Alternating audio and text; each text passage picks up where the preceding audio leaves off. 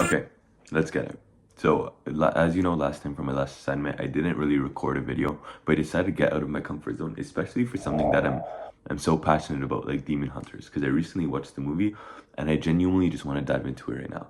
So, like, I genuinely didn't expect to be making a video about like an animated Netflix movie about K-pop idols who fight demons. Like, this wasn't on my bingo card, but here I am, because I watched K-pop Demon Hunters, and I actually have a lot to say about it. Demon Hunters isn't just a movie, but it's like a literal cultural moment. So like, let's get into it. Real quick, for anyone who doesn't know, K-pop Demon Hunters came out on Netflix last year in 2025, in I believe it was June, and it's animated, it's a musical, and it's honestly action-packed. It somehow won the Oscar for Best Animated Feature and Best Original Song. The song, Golden, that's what the song was called, also won a Grammy, which is historic because it's literally, genuinely the first K-pop song to ever do that. So that film is like a really big deal, whether you've heard of it or not. And for this class specifically, for Korean 2X03, I thought it was genuinely one of the best things to talk about and one of the most interesting things to come out in recent history.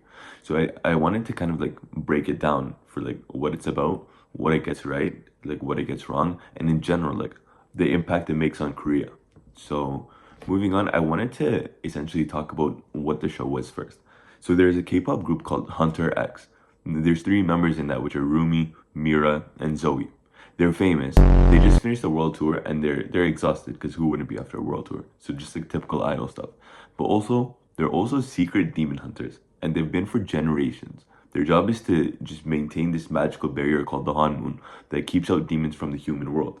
And this barrier is powered by, guess, wait for it, they're singing, what they're professionals at, and their fans' energy literally feeds the shield, which is such an interesting concept that like we haven't seen in most movies already. And that's what Korean pop culture capitalizes on, things that people don't typically talk about, which are interesting and creative and with a different approach. And also on top of that, Rumi, who's the leader of the group, is half of a demon herself, which is kind of crazy, right? She's been hiding it from everyone, but the thing is, she's losing her voice, and she's genuinely terrified that her own group will turn on her if they find out. So you've got idol pressure, secret identity, mythology, a rival boy band that's literally evil, and a friendship story at the center of it all. That's a lot going on. That's four different plots at one time, but it all works out and it all ties in together. So the thing about this that like I wasn't personally expecting is that this movie is genuinely rooted in Korean culture. Like not in a surface level. Like some people say, oh, we put some Korean food in the background, we put this in the background, just something small. But this is genuinely rooted in Korean culture in a really deep and thoughtful way. The whole demon hunter concept comes from Mudang, Korean female shamans who have existed for thousands of years. They perform these rituals called gut, where they'd sing and dance to essentially drive out evil spirits from and protect their community. And the director, Maggie Kang, basically said that that is like a K-pop idol. Both are women, both use music, and both perform using their power. Both exist in a world that idolizes them and scrutinizes them at the exact same time. And then there's the Saja boys, and their whole design is based on the Gyeongsang Saja, which are like the Grim Reaper figures in Korean mythology, messengers of the underworld, and in the film's final act, they show up as these black hanbok robes and wide-brimmed hats called gats. And apparently Korean audiences immediately recognized what it was referencing, the deeper Korean culture. There's also three-eyed magpie in the background of some scenes, a tiger that's based on a Joseon dynasty painting. These little details that you might not catch on your first watch, they mean a lot. Why am I bringing this up in Korean 2X03 specifically? It's because I think this film is actually a really good example of where Hallyu is, the Korean wave, right now. Like I think for the last few years, BTS became the biggest pop group on the planet. Parasite won the Best Picture. Squid Game broke some insane records as one of the biggest Netflix shows of all time. And Korean culture went from something a lot of Western audiences, or people, including me, genuinely have never encountered or never even knew about, to genuinely everywhere. And it happened super quickly. K-pop Demon Hunters felt like the next chapter of that. It's an American-produced film, technically, but it's soaked in Korean identity. And the fact that it resonated globally, it hit the top 10 in 93 different countries, and that kids who have never been to Korea are singing lyrics in Korean, that's Hallyu doing exactly what Hallyu does. What's also interesting in this is the diaspora angle. Kang is a Korean Canadian, and a lot of the cast, like Arden Cho, the voice of Rumi, and are Korean American or Korean diaspora.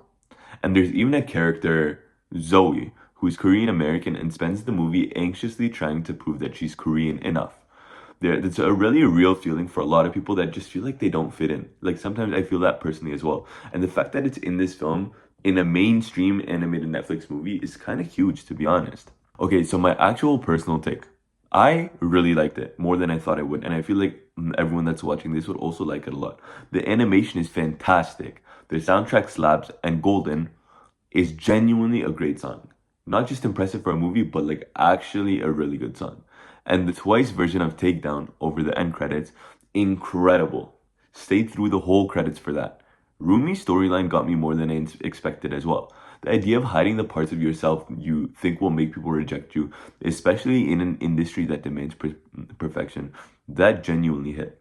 My only personal criticism is that Myra and Zoe deserve genuinely more. This film is almost focused entirely on Rumi and the other two members barely getting to be fully fleshed out of their actual characters. For a movie that's supposed to be about the power of three women together, that's a bit of a contradiction. There's a sequel reportedly coming in 2029, and honestly, that's the main thing I want from it. Give Mira and Zoe their moment. So yeah, K-pop Demon Hunters. I went in, to be honest, not expecting too much, and I came out genuinely impressed. It's funny, it's emotional, and the music is real. And underneath all the demon fighting, there's actually a thoughtful exploration of Korean culture, Korean mythology, and what it means to have a Korean identity globally. If you haven't seen it, it's on Netflix, and it's only an hour and 36 minutes on. I absolutely recommend it. It's a 10 out of 10 in my books. Thanks.